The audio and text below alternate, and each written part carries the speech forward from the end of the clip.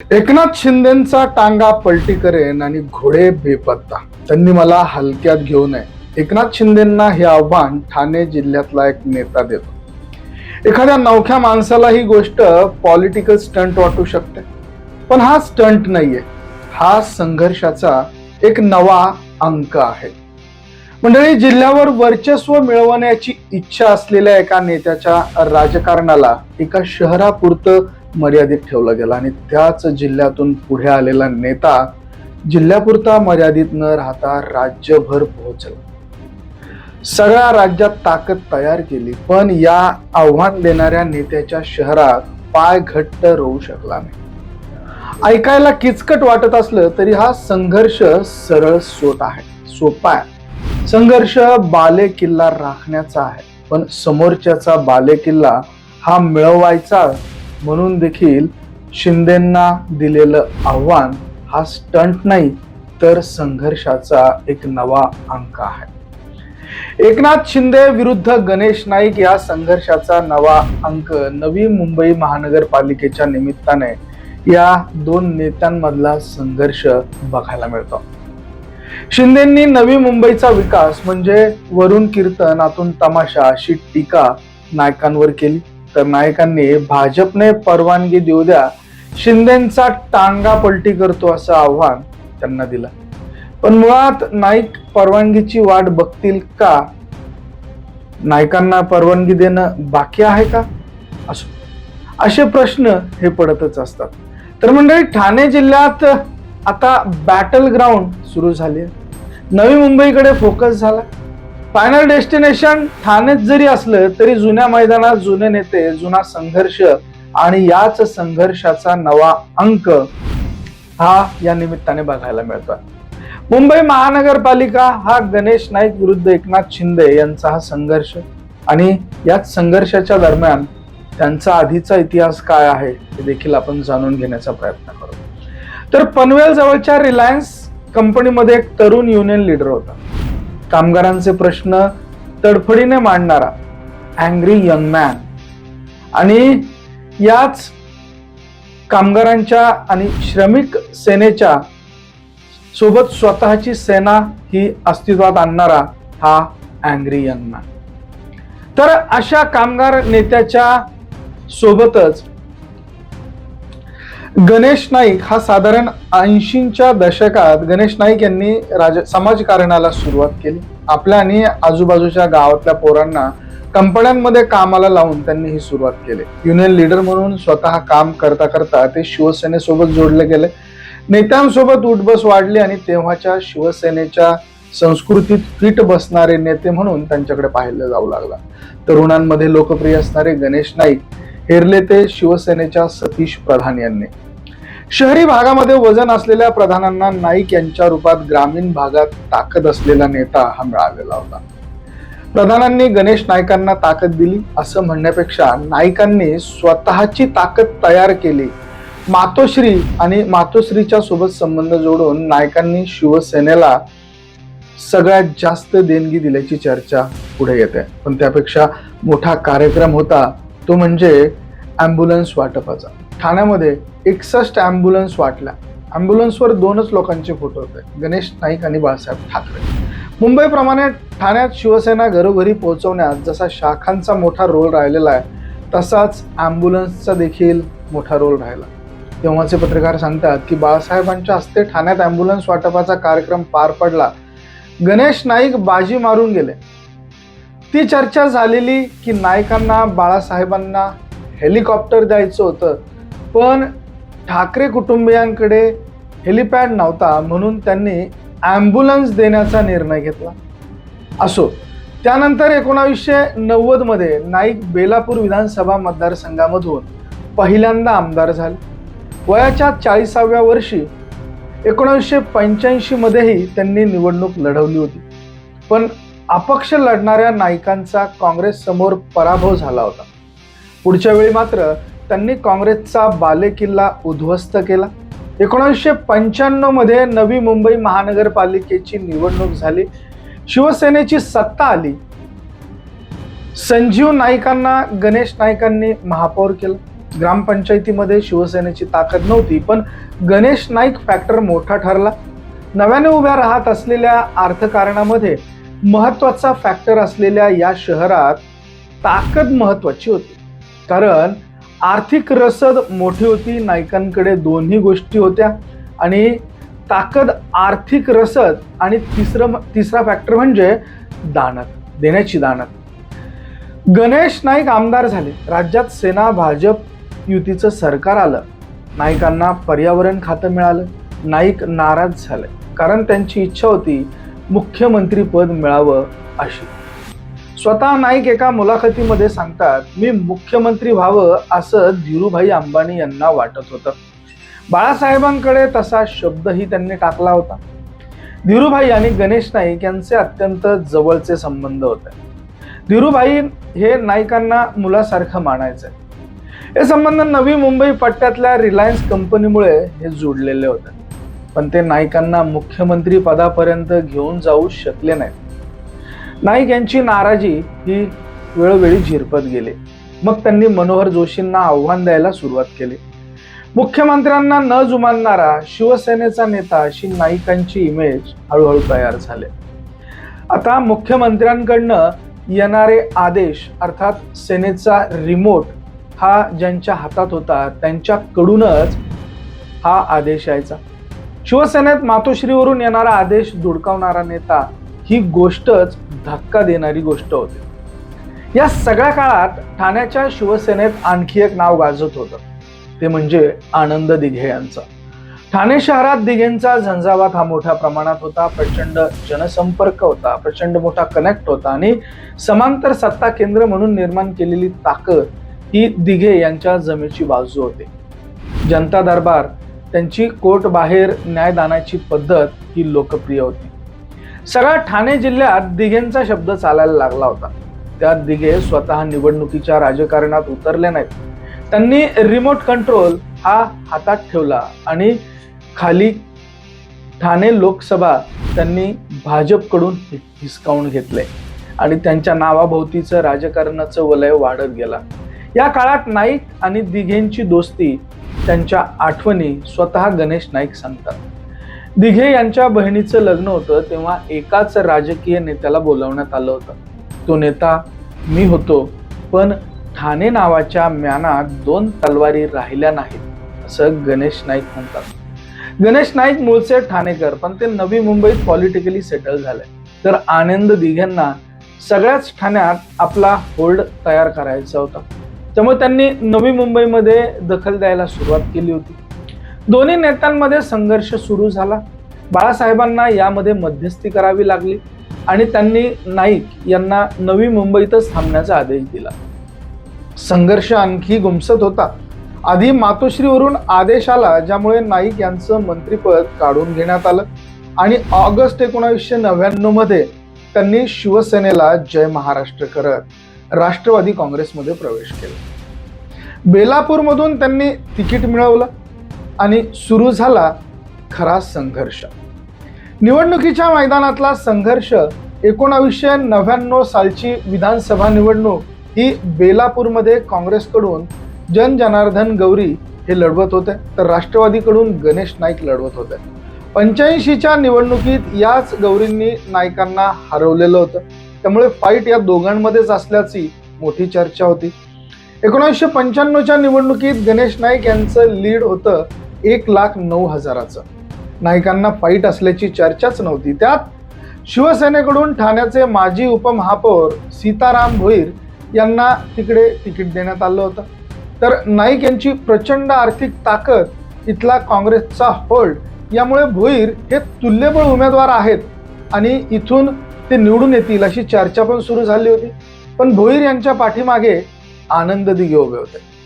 दिघेंनी सेनेच्या सगळ्या नगरसेवकांना कामाला लावलं होतं, पूर्ण ताकद लावून प्रचार करून घेतला होता आणि नाईक हे एकटे पडले होते.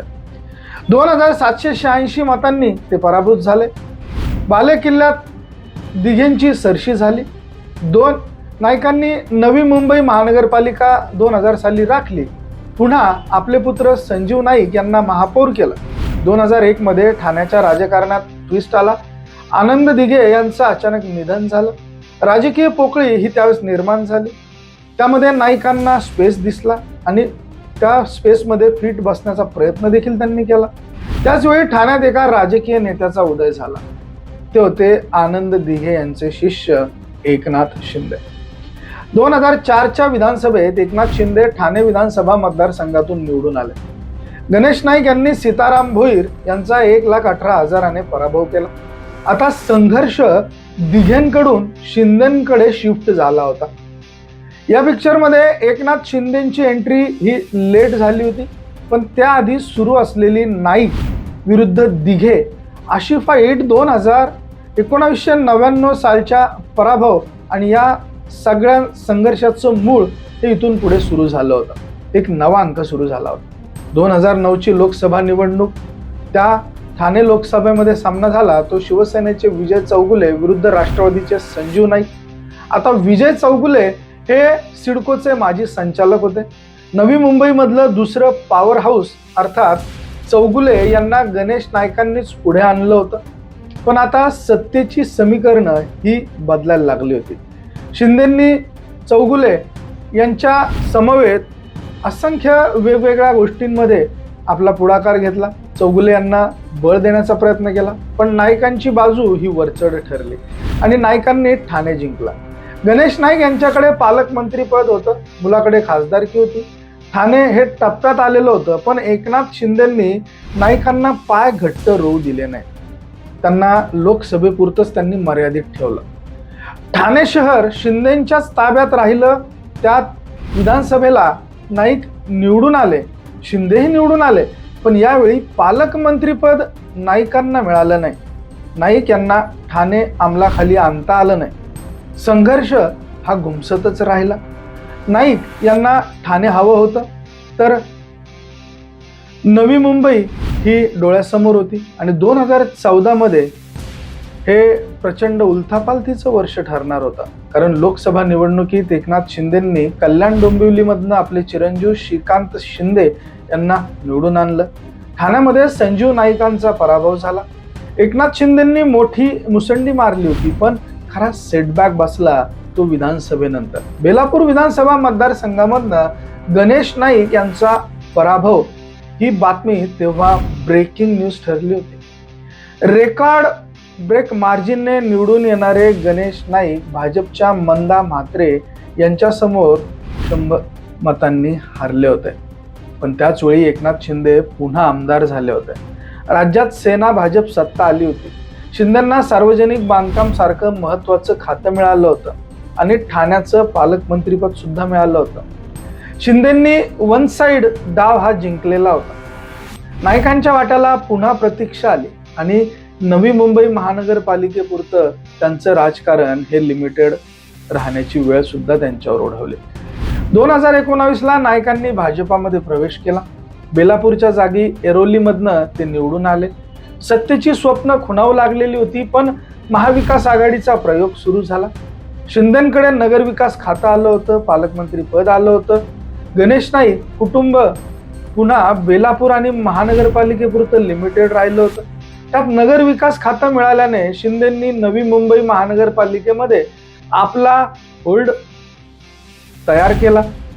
गणेश नाईक यांची कोंडी सुरू झाली होती. 2022च्या एप्रिल महिन्यात एका महिलेने केलेल्या आरोपांमुळे गणेश नाईक पुन्हा एकदा चर्चेत आले.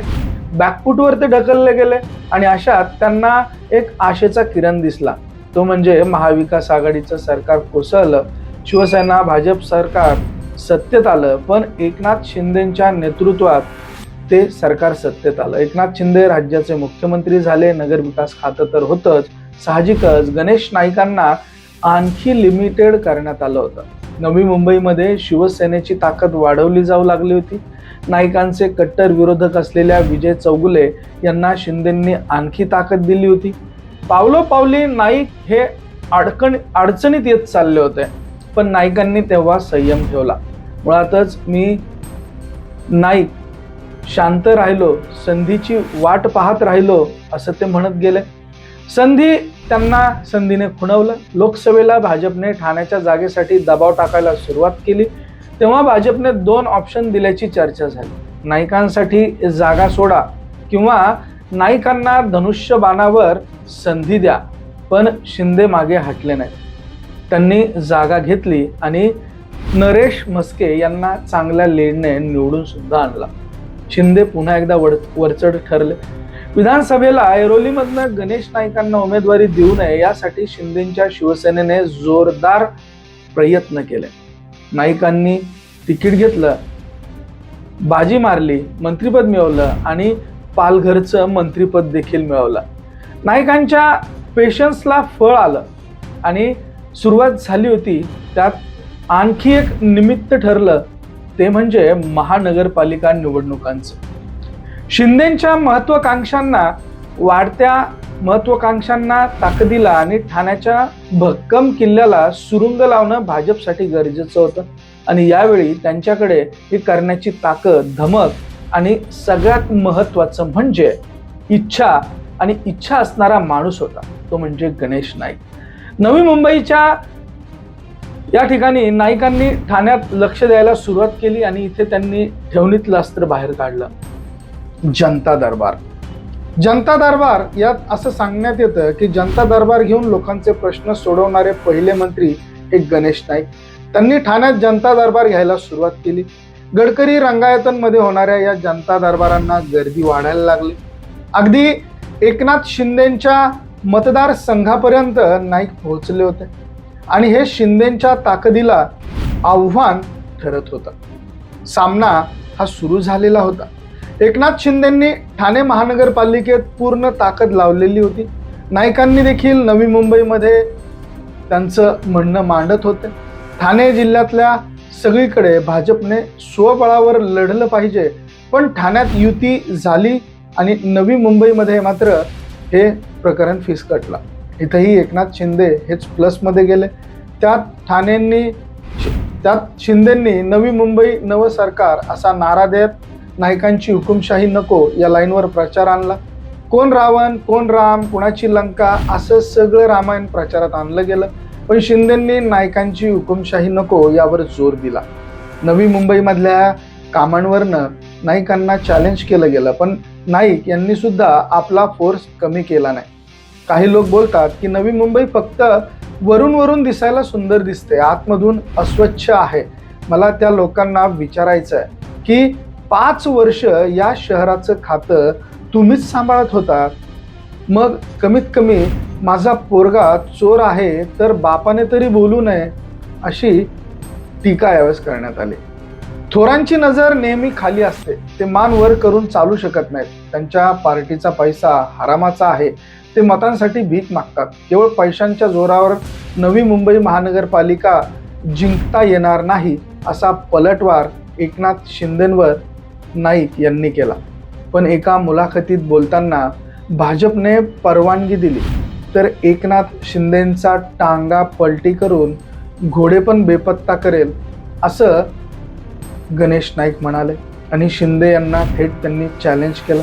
नवी मुंबईचं अर्थकारण मोठं आहे, इथून मिळणारी रसद देखील मोठी आहे, पण हा गणेश नाईकांनी पूर्ण पकडीत ठेवलेला बालेकिल्ला हा त्यांचा आहे आणि इथून नाईक यांना ठाण्याचा मार्ग हा आखायचा. तर ठाणे हे शिंदेंकडनं ते हिसकावून घेतील का? नवी मुंबईत होल्डमध्ये आणायचं आहे म्हणून संघर्षाचा नवा अंक चर्चेत येईल का? इतिहासासकट संघर्षाचा नवा अंक कसा असणार आहे? फायनल बॉस ठरवणारा आणि फायनल सरकार ठरवणारा बॉस कोण असणार आहे हे सगळं आता लवकरच समोर येणार आहे. मंडळी, या संघर्षाच्या कहाणीला तुम्ही कशा पद्धतीने बघताय? तुमच्या कमेंट, तुमच्या प्रतिक्रिया अवश्य नोंद करा. या व्हिडिओचे आणि स्क्रिप्टचे सौजन्य हे बोल भिडू यांचे आहेत, त्याबद्दल त्यांचे देखील आभार. हा व्हिडिओ तुम्हाला आवडला असेल तर शेअर जरूर करा. बघत रहा मराठी एक्सप्रेस. धन्यवाद.